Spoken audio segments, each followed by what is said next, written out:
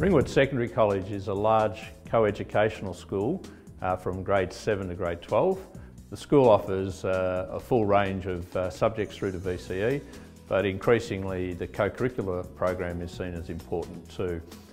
Performance and development at Ringwood Secondary College has been something that we've been working on assiduously for the last 6 years.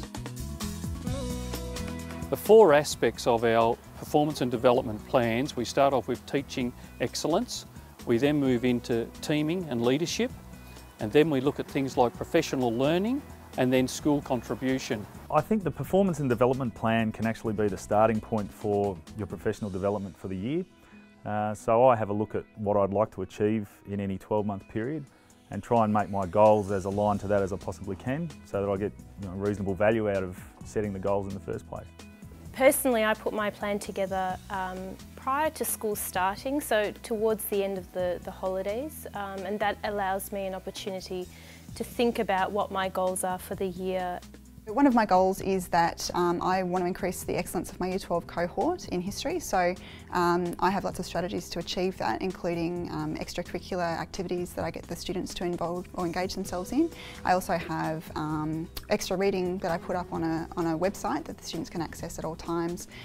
We have lots of lunchtime sessions and things like that that they can attend. College utilises performance and development groups. Each of the assistant principals leads one of those and the leading teachers. The way that the P&D group functions is we meet once each term. In term 1 we come together, we share our plans, we give each other some feedback, we help each other set targets and consider data that we may bring.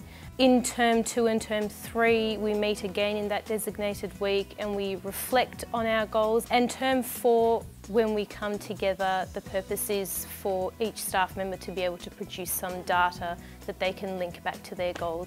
I lead one of the performance and development teams here at the college, so it's my responsibility to ensure that the meetings run once a term. Between meetings, if teachers need assistance in developing their plan or gaining evidence to support some of the goals or targets or strategies that they're talking about, then I'm on call to be able to assist people to do that.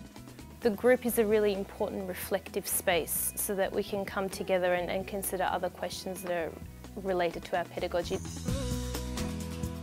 Each of the individuals in the teams gathers a range of data to find out whether they've been able to achieve their goals, to quantify their goals. They look at things like the number of students passing, the number of students scoring above various levels in VCE. We look at the number of students, the median scores, or the number of students who are getting above certain levels. So a whole range of data is used. The idea is for each of us to be able to produce data and to collect data throughout the year and to reflect on that data to see what it shows us, but also if we haven't been able to collect data to consider why. Perhaps our goals weren't realistic enough, perhaps the targets weren't SMART targets. We've put together at Ringwood a student survey.